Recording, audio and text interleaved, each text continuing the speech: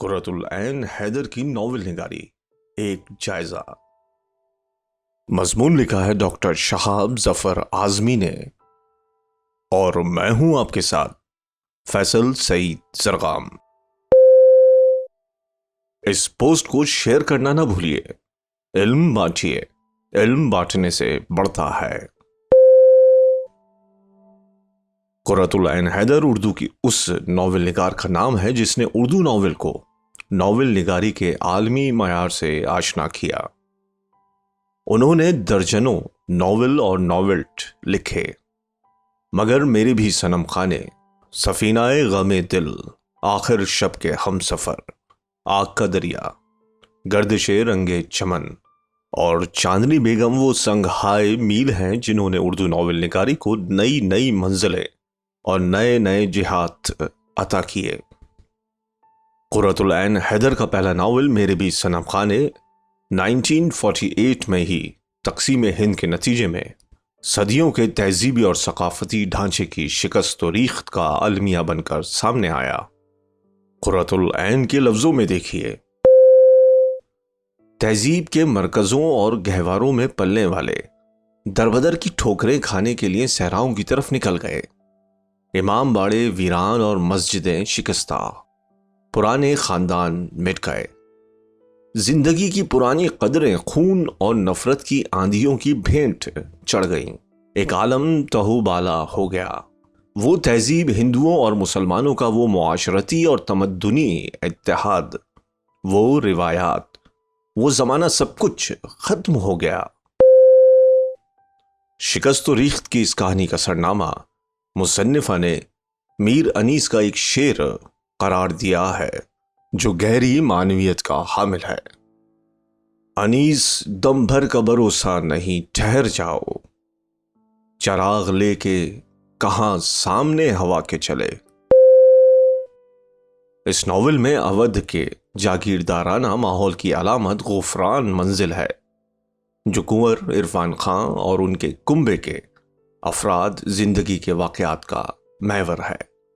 Novel کے 3 حصوں کو تراشیدم، پرستیدم اور شکستم سے تعبیر کیا گیا ہے، جو ناول کے ارتقائی رفتار کو پیش کرتے ہیں۔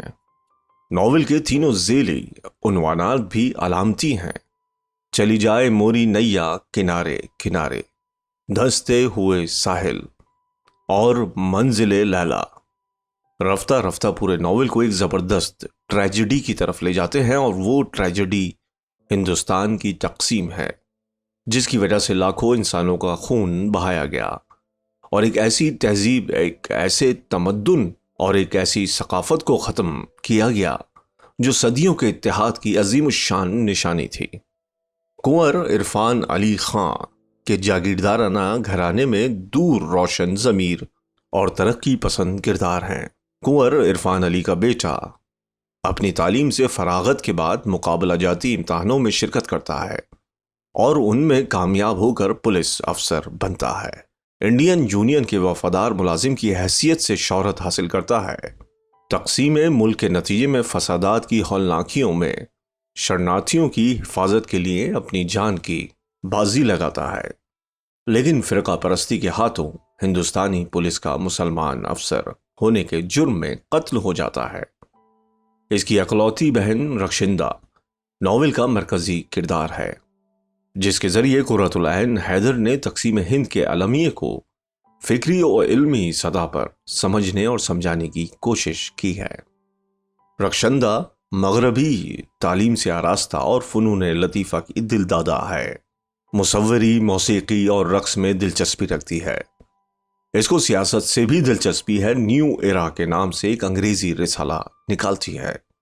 اس کے سیاسی خیالات کانگریس سے اہم آہنگ ہیں۔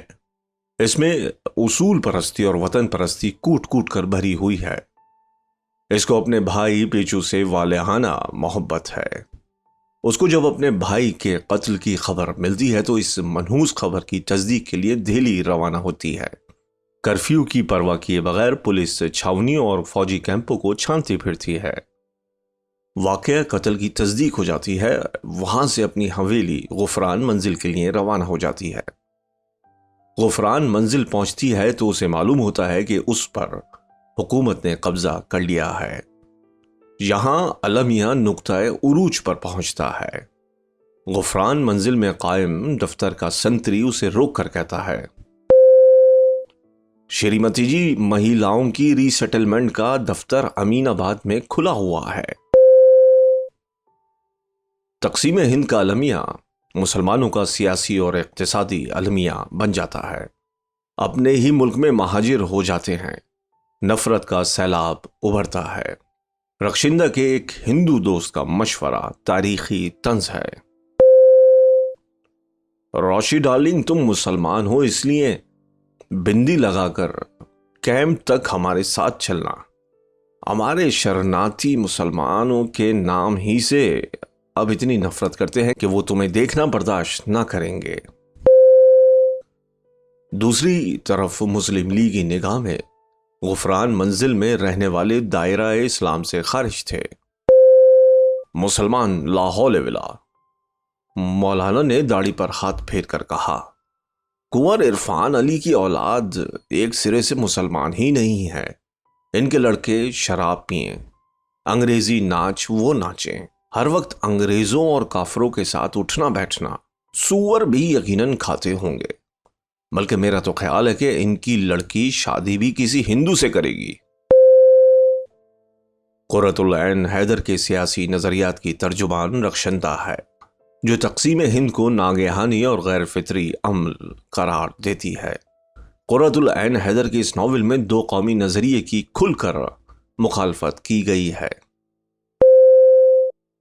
ارے تم نے فوجیں، سرکاری محکمے، توپیں، مشین گنیں، ہتھیار تو تقسیم کر لیے، لیکن ہمارے ادب اور ہمارے آرٹ کا کیا ہوگا؟ کیا تم یہ کہو گے کہ یہ ہندو موسیقی ہے، یہ مسلم موسیقی ہے؟ اس طرح قرۃ العین حیدر نے حد درجہ فنکارانہ بصیرت سے ہندوستان کی تقسیم اور اس کے بھیانک نتائج کو پیش کیا ہے۔ انہوں نے ہندوستانی تہذیب کی موت کو پیش کرنے سے پہلے اس کی پوری زندگی، اس کے بہترین عناصر کو ناول میں بڑے سلیقے سے سمو دیا ہے۔ انہوں نے شعور کی رو کی تکنیک کے امکانات کو لندن کی ایک رات کے بعد اور واضح کیا، اور اسی کو کام میں لا کر انسانی شعور اور احساسات و جذبات کے پردے پر ایک مٹتی اور گزرتی ہوئی تہذیب کے نقوش کو بہترین طریقے سے نمایاں کیا ہے۔ اس خوبصورت ناول پر رپورٹ تاز کا گمان بھی مناسب نہیں۔ نہ تو یہ رپورٹنگ ہے اور نہ خود کلامیہ، اور نہ ورجینیا وولف کی تابعانہ فکر۔ یہ آزاد، مکتفی اور تخلیقی عمل کی مثال ہے۔ یہ ان کی اپنی نجی سوچ کا رزمیاتی زاویہ ہے۔ اس کی خالقہ روایت گزیدہ نہیں، بلکہ اپنی نجی سوچ و فکر کی زائدہ ہے۔ انہوں نے شعور کی رو کو بے مہار ہونے سے بچایا ہے اور اسے اپنی حسب منشا زمان و مکان کی حسی بنیادوں پر استوار کیا ہے، اور اسی تخلیقی عمل نے ان کے فن کو حقیقی اور متحرک بنایا ہے۔ یہ ناول شاعرانہ فکر اور اچھوتی تکنیک کی وہ مثال ہے جو کبھی کبھی وجود میں آتی ہے۔ دراصل یہ ناول سماجی حقیقت نگاری کے خلاف رد عمل اور پیوستہ رویے کی ضد کا نتیجہ ہے۔ ان کی حقیقت شعاری زندگی کو کچھ نئے زاویوں سے دیکھتی ہے اور کچھ نئی جہتیں دریافت کرتی ہے۔ اس کے علاوہ وہ اپنی تخلیقی ذہانت سے ناول کی اندرونی ساخت کو شگفتہ، خوش آہنگ اور فکر انگیز بناتی ہیں۔ اظہار و بیان پر قدرت کے سہارے وہ ایسے جاندار مرقع سجاتی ہیں جس کی دلکش فضا قاری کو بہا لے جاتی ہے۔ وہ اپنے کرداروں کو تخلیقی نزاکت اور مصورانہ چابک دستی سے تراشتی اور سنوارتی ہیں، لیکن یہ ایسے اوصاف ہیں جن کے تفصیلی مطالعے کی ضرورت ہے۔ فی الحال اگر صرف ناول کے اسلوب بیان پر نگاہ ڈالی جائے تو یہ پتہ چلتا ہے کہ اس کا اسلوب اتنا خوبصورت، رواں دواں اور شائستہ ہے کہ قاری خود بخود متاثر ہو کر اس کے ساتھ بندھتا چلا جاتا ہے۔ اس میں چستی ہی نہیں، تہداری اور تنوع بھی ہے۔ اس اسلوب کا تعلق ان کے ذہنی افتاد اور ناول میں پیش کردہ نظریات سے بھی ہے۔ مثلاً وقت کے تسلسل، انسان کی ازلی تنہائی اور تقسیم کے المیہ کے بارے میں ان کے تصورات۔ اس طرح شعور کی رو کی تکنیک کا جو محتاط استعمال انہوں نے ناول میں کیا ہے، اس سے بھی ان کے اسلوب کی تشکیل ہوئی ہے۔ ناول کے کردار مشن اسکولوں اور کالجوں کے تعلیم یافتہ نستعلیق اور دلکش کردار ہیں، اس لیے کبھی کبھی بہت بلند سطح سے بھی گفتگو کرتے ہیں اور مخصوص استعارے استعمال کرتے ہیں جو غیر جاگیردار طبقے کے پلے نہیں پڑتے۔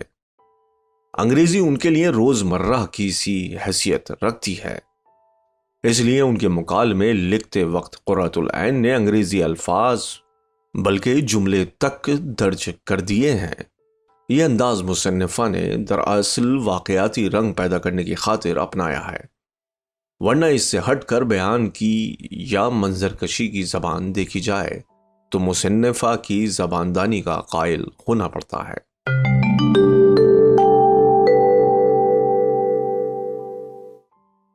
قرۃ العین حیدر کا دوسرا ناول سفینہ غم دل جو 1952 میں شائع ہوا، اودھ کی تہذیب و معاشرت سے عبارت ہے۔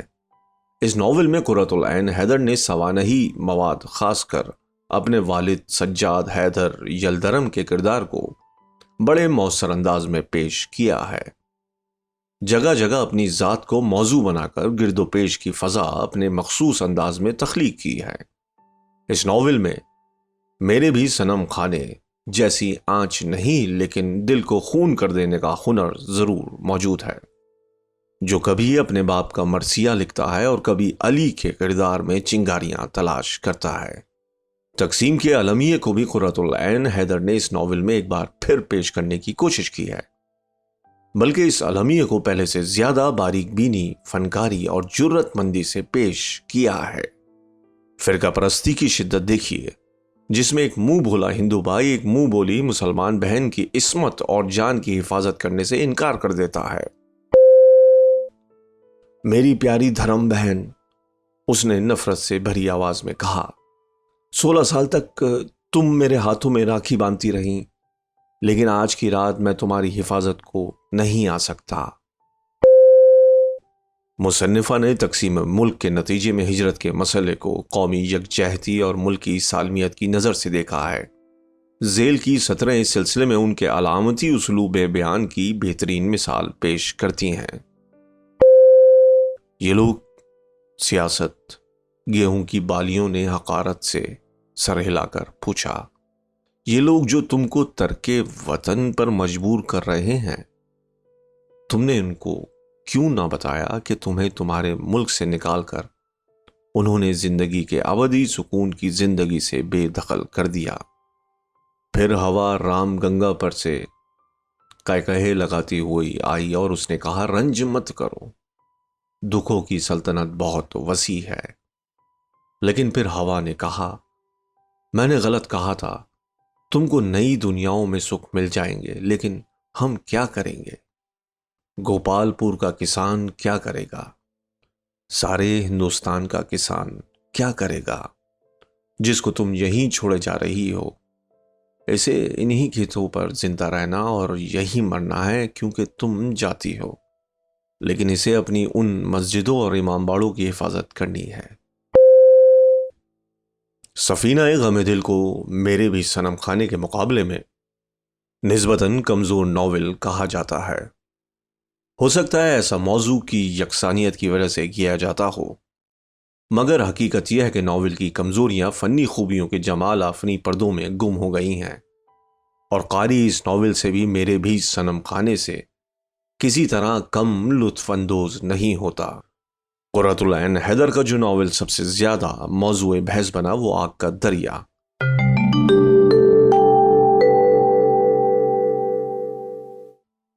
اس ضخیم ناول میں قرۃ العین حیدر نے ہندوستان کے تہذیبی ورثے کو اس انداز سے کھنگالا ہے کہ تاریخ کے مختلف ادوار زندہ اور متحرک ہو کر منظر سے پس منظر تک اس عہد کی مثال بن جاتے ہیں۔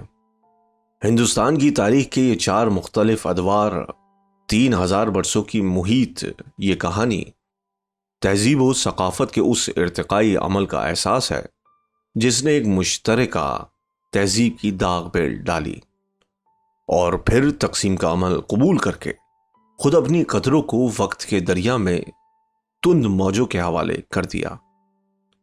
آگ کا دریا دراصل دھند میں گم ان قریوں اور بستیوں کی تلاش ہے جس کو وقت کا دریا غرقاب کر کے کبھی کا آگے بڑھ چکا تھا۔ یہ شکستہ ساحلوں کے کرداروں کی کہانی ہے جسے قرۃ العین حیدر نے 4 مختلف ادوار میں تقسیم کر کے ہندوستانی سماج کا ہر پہلو تاریخ کے تناظر میں سمیٹ لیا ہے۔ گوتم نیلمبر، ہری شنکر، ابو المنصور کمال الدین۔ تہذیب کے وہ پڑاؤ ہیں جس میں ہر ایک کے سفر کا اختتام دوسرے سفر نامے کی تمہید بن جاتا ہے۔ سرجو کی موجیں گوتم نیلمبر کے سر سے گزرتی چلی گئیں۔ ابو المنصور کمال الدین نے کنارے پر پہنچ کر اپنا شام کرن گھوڑا برکت کے نیچے باندھا اور چاروں اور نظر ڈالی۔ سرل کو بڑا عجیب سا لگا۔ اس نے آنکھیں کھولی اور خود کو یقین دلانا چاہا کہ یہ سب صحیح ہے، کہ قسمت کے ایک انوکھے داؤ نے اسے کیمبرج کی گلیوں سے نکال کر یہاں اس نوکے میں لا بٹھایا ہے، اس عجیب و غریب ملک میں جسے بنگال کہتے ہیں، جسے انڈیا کہتے ہیں۔ 4 مختلف ادوار کی کہانی جو چندر گپت کے عہد سے شروع ہو کر تقسیم کے المیے پر ختم ہوتی ہے، اس تاریخ سے عبارت ہے جس میں ایک طرف راجوں مہاراجوں کی جنگیں، بادشاہوں اور سلطانوں کی فوج کشی، ایسٹ انڈیا کمپنی کی سازشیں، سراج الدولہ اور واجد علی شاہ جیسے حکمراں ہیں، اور دوسری طرف ویدک فلسفہ، بدھ مت، بھکتی اور اسلام کی رنگا رنگی سے ابھرتی ہوئی وہ تہذیب ہے جو مشترک ہے۔ یہ وقت کے دریا کی اس بے رحم حقیقت کا صفقانہ سیل ہے جس کی زد میں آ کر ہر شے تباہ و برباد ہو جاتی ہے۔ پاٹلی پتر، دلی، جونپور، بنگال اور اودھ سب کو غرقاب کرتا ہوا یہ وقت کا دریا وہاں پر ٹھہر سا جاتا ہے جہاں ہندوستان گنگا اور راوی کے پانیوں میں تقسیم ہو کر 2 نظریوں اور 2 قوموں میں بٹ کر جدا ہو جاتا ہے۔ اور یہ کتنا بڑا المیہ ہے کہ یہ سب سے زیادہ انسانوں کی بھیٹ لیتا ہے، جن میں گوتم نیلمبر، ابو المنصور کمال الدین، ہری شنکر اور کمال کی آرزوئیں اور خواب ہوتے ہیں۔ چمپک، چمپا، تلت، نرملا اور چمپا احمد، کسی کے لیے اس کی لہریں مہربان نہیں۔ یہ سب کو ایک حقیر تنکے کی طرح اپنی موجوں میں اچھالتا پھینکتا کہیں سے کہیں نکل جاتا ہے۔ یہ ہندوستان کے ہزاروں لاکھوں انسانوں کی کہانی ہے جو محبتوں کے امین تھے، جن کے ہونٹوں پر خیال، معرفتی، کبیر اور ودیاپتی براجتے تھے، جنہیں اپنی زندگی سے زیادہ دوسروں کی زندگی سے پیار تھا۔ لیکن اور جب دونوں بھائیوں میں خانہ جنگی شروع ہوئی تو ارجن نے اپنی کمان اٹھا کر کرشنا سے کہا، جناردھن، میرا رتھ دونوں فوجوں کے درمیان کھڑا کرو تاکہ میں دیکھوں مجھے کون سے فریق کا ساتھ دینا چاہیے۔ اور کرشنا نے رتھ لے جا کر وہاں کھڑا کر دیا اور ارجن نے دیکھا دونوں فوجوں میں ایک دوسرے کے باپ دادا، چچا، بھائی بھتیجے، دوست، استاد اور رفیق ایک دوسرے کے خلاف صفیں آراستہ کیے کھڑے تھے۔ او کرشنا، یہ منظر دیکھ کر میرے ہاتھ پاؤں شل ہیں، میرا حلق سوکھ رہا ہے اور میرا جسم تھر تھر کانپتا ہے۔ جب ٹرین نے بارڈر کراس کیا تو وہ اتنے دنوں سے اپنی ساری ہمت صرف کر کے اپنے آنسو ضبط کر رہا تھا۔ کھمبے کے پاس ایک سردار جی کو کھیسے نکالے بندوق تانے کھڑے دیکھ کر وہ بچوں کی طرح پھوٹ پھوٹ کر رونے لگا۔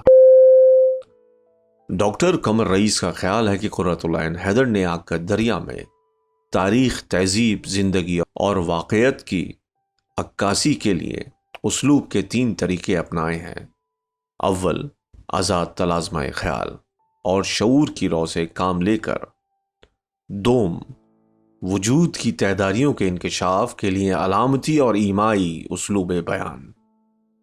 اور سوم، مختلف کرداروں اور متعدد ذہنوں کو یکجائی اور وحدت کے روپ میں دکھا کر ان میں زیادہ تر انہوں نے خود کلامی اور تلازمہ خیال کے ذریعے اپنے کرداروں کی تہذیبی اور روحانی زندگی کا انکشاف کیا ہے۔ بقول پروفیسر قمر رئیس، ان کے جملے خیال کی رو کی طرح رواں دواں اور آہنگ سے معمور ہوتے ہیں۔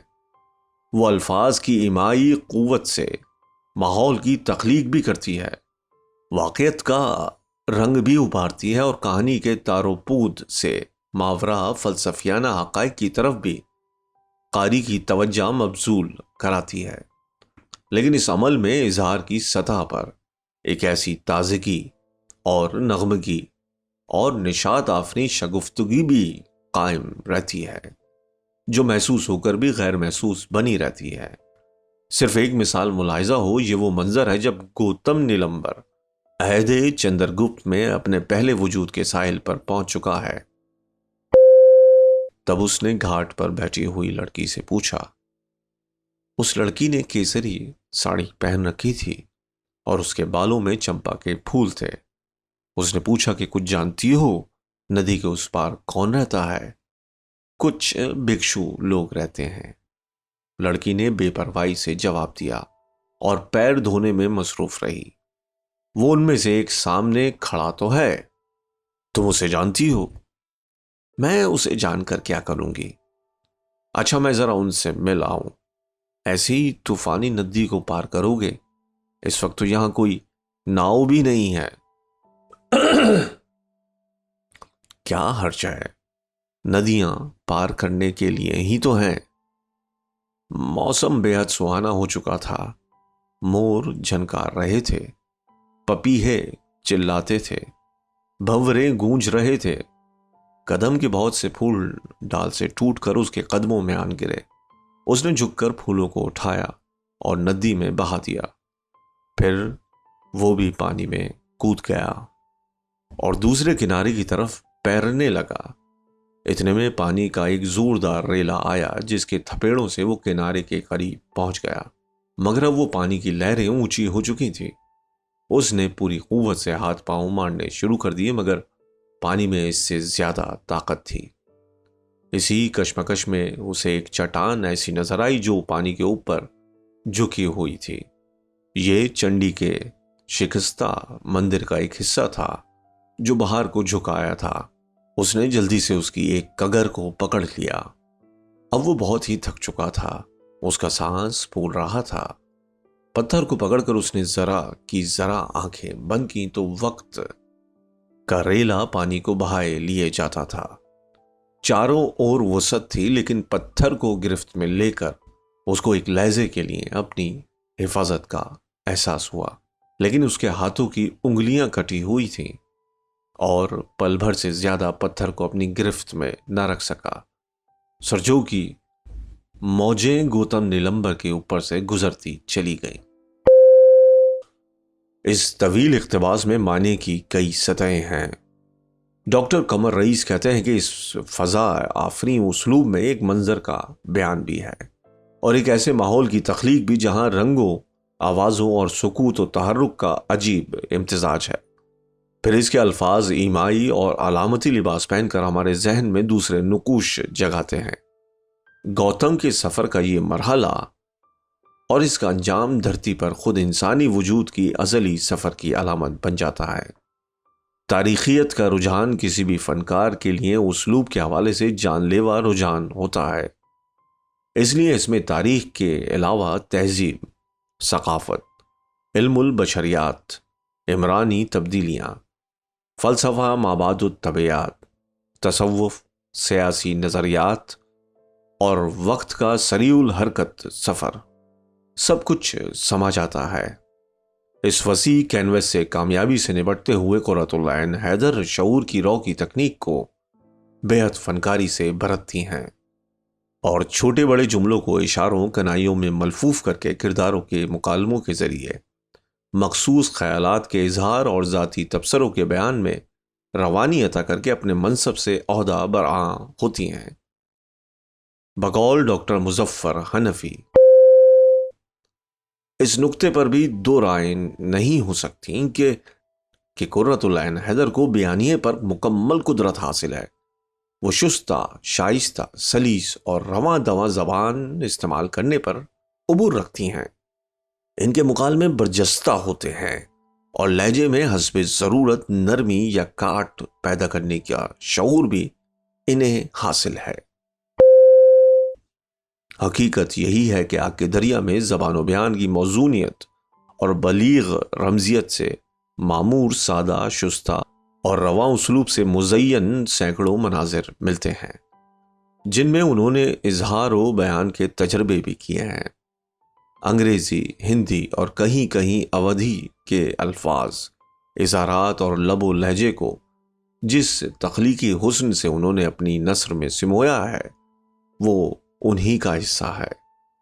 اپنے مزاج کے اعتبار سے قرۃ العین حیدر کا اسلوب کرشن چندر کے اسلوب کی طرح شاعری کے عناصر سے معمور ہے، مگر اس فرق کے ساتھ کہ کرشن چندر کا تخیل فطرت اور انسان کے ازلی حسن سے غذا حاصل کرتا ہے، جو ان کے استعاروں اور تشبیہوں میں نادرہ کاری کرتی ہیں، جبکہ قرۃ العین حیدر انسانی وجود کے داخلی اضطراب، آشوب ذہنی اور احساس تنہائی پر نظر جمائے رکھتی ہیں۔ شاعرانہ تصویری پیکر تراشی کے چند جملے ملاحظہ کیجیے۔ 62 مختلف نظریے اور زندگی ایک ہے اور انسان تنہا ہے۔ پہاڑوں پر گلیشیئر ٹوٹ کر بہہ رہے تھے، ہوائیں، اندھیرا، وقت جو سیال تھا، وقت جو برف میں منجمد تھا۔ آفاق کے اس کونے میں جہاں گوتم نیلمبر کا بورڈ لگا ہے، کیسی کیسی آندھیاں چلتی ہیں۔ ناول میں بیانیہ کی قوت کا اعجاز ہمیں بے شمار جگہوں پر نظر آتا ہے، جہاں مناظر اپنی تمام تر جزیات کے ساتھ صفحے کرتاس پر پیش کیے جاتے ہیں۔ یہ مناظر جاذب نظر ہی نہیں، اپنی تہ میں زندگی کے مد و جزر اور تلاطم اور تموج کی کہانی بھی رکھتے ہیں۔ مثال کے لیے ایک دیہات کی تصویر ملاحظہ کیجیے۔ آخر اس نے گوڑ اور سنار گاؤں کی چہل پہل چھوڑ کر دیہات کا رخ کیا، جہاں صرف رنگوں کی راجدھانی تھی اور تالابوں میں کنول کے سرخ پھول جگمگاتے تھے، اور جہاں بڑہل اور مولسری کی چھاؤں میں دیش پجاری اور پجارنے رادھا کرشن کی محبت کے گیت گاتے تھے۔ ویرانوں میں اسے اگلے وقتوں کے ونگاپتی اور گوڑیشور بادشاہوں کے سنسان محل نظر آئے، جن میں گھاس اگی ہوئی تھی۔ ان کی دیواروں پر اس نے رقاصاؤں کے مجسمے دیکھے۔ برابر کے کھیت میں ہل چلایا جا رہا تھا، سامنے ہی نندا دریا بلکھاتا بہ رہا تھا۔ تب اچانک اس کے دماغ کا شور تھوڑا سا مدھم ہوا۔ اس بانی کا مطلب اس کی سمجھ میں تارے کی طرح روشن ہونا شروع ہوا، جو مدتیں گزری ایودھیا میں اسے کسی نے سنائی تھیں۔ یہاں قرۃ العین حیدر نے ایک ایک تفصیل کو ذہن میں رکھ کر پوری تصویر کو بے نقاب کیا ہے، اور منظر کو جس خوبی کے ساتھ اس کی تمام جزیات کے ساتھ صفحہ کرتاس پر پیش کیا ہے، وہ ان کے مشاہدے کی صحت اور تخیل کی ایمائی قوت، باریک بینی اور بیان کی ہنرمندی پر دال ہے۔ آخر شب کے ہم سفر۔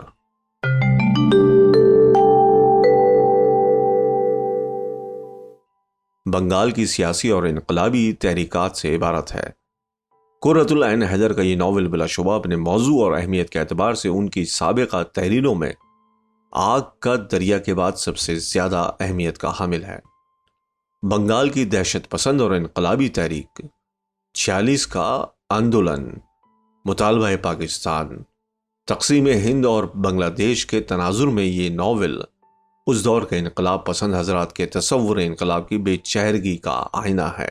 یہ دیپالی، روزی، عمرائے، ریحان الدین احمد اپنے تمام ظاہری حسن اور باطنی کثافتوں کی وجہ سے ان تمام لوگوں کی حقیقت ہے جو انقلاب کی تلقین کرتے کرتے خود اسٹیبلشمنٹ کا حصہ بن جاتے ہیں۔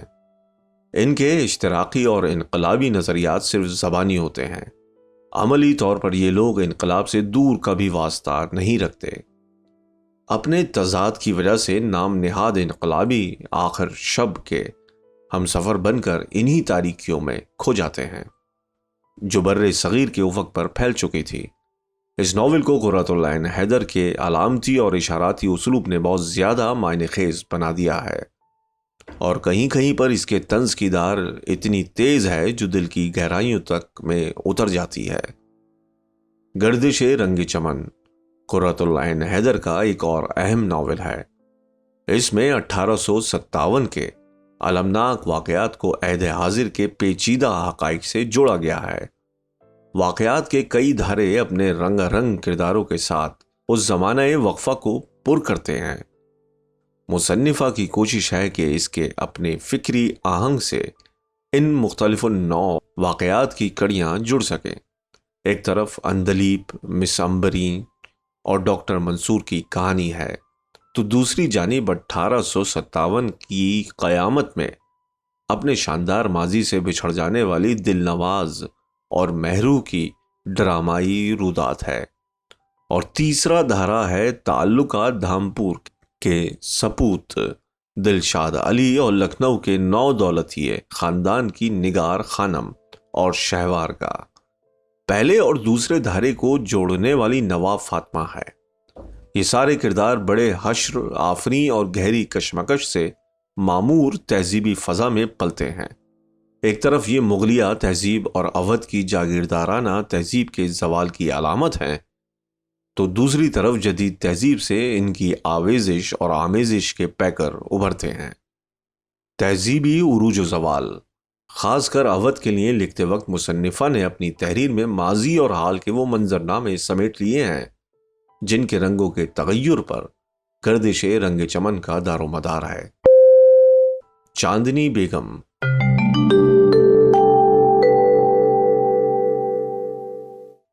چاندنی بیگم زندگی کے اتار چڑھاؤ اور رد و قبول کی کشمکش کی کہانی ہے۔ خود مصنفہ کے لفظوں میں، زمین اور اس کی ملکیت اس پہلودار ناول کا بنیادی استعارہ ہے جو پہلے باب کے تعارفی پیراگراف سے لے کر آخر تک موجود ہے۔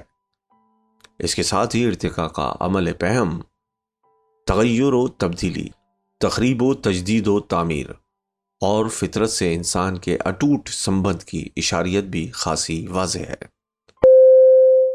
پروفیسر قمر رئیس کہتے ہیں کہ استعاراتی اسلوب اور تلازماتی بیان میں پوشیدہ ناول کا یہ وہ معنیاتی نظام ہے جو ماہرین کو کھوج کی دعوت دیتا ہے۔ ناول کا یہ مرکزی خیال جس کی طرف مصنفہ نے اشارہ کیا ہے ان کے نظریہ حیات اور نظریہ تاریخ کا ایک حصہ ہے جس کے زندہ نقوش آگ کا دریا اور گردش رنگ چمن اور دوسری تحریروں میں بھی دیکھے جا سکتے ہیں۔ چاندنی بیگم میں وکی میاں، امبر علی، چمیلی بیگم، صفیہ، چاندنی بیگم، بھوانی شنکر، سوختہ اور بیلا کنور علی جیسے کردار بڑی مہارت سے تراشے ہوئے خوبصورت کردار ہیں جو اپنے عہد کے درد و داغ کی نمائندگی بھی کرتے ہیں۔ یہ سارے کردار اس معاشرے کی روایت ہیں جو وقت کے ساتھ تبدیل نہیں ہوئی۔ یہ مایوس، ناکام اور خودکشی پر آمادہ لوگ ہیں۔ یہ صرف خواب دیکھ سکتے ہیں کیونکہ خوابوں کے علاوہ ان کے پاس رہا ہی کیا ہے۔ تبدیلی حالات نے انہیں اس موڑ پر لا کر اکیلا چھوڑ دیا ہے جس سے آگے چلنے کی ان میں سکت نہیں ہے۔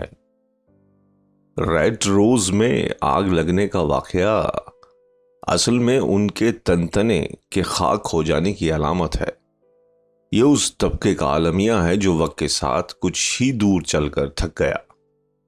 قرۃ العین حیدر نے مولانا مودودی کی تفہیم القرآن سے ایک آیت کا ترجمہ لے کر اول سے آخر تک وہ سب کچھ سمیٹ لیا جو چاندنی بیگم کے ذریعے وہ کہنا چاہتی ہیں۔ جب چاہیں ان کی شکلیں بدل سکتے ہیں، اور واقعی چاندنی بیگم شکلیں بدلنے کی کہانی ہے جسے قرۃ العین حیدر کے مخصوص اسلوب نے گردش رنگ چمن کا چہرہ بنا دیا ہے۔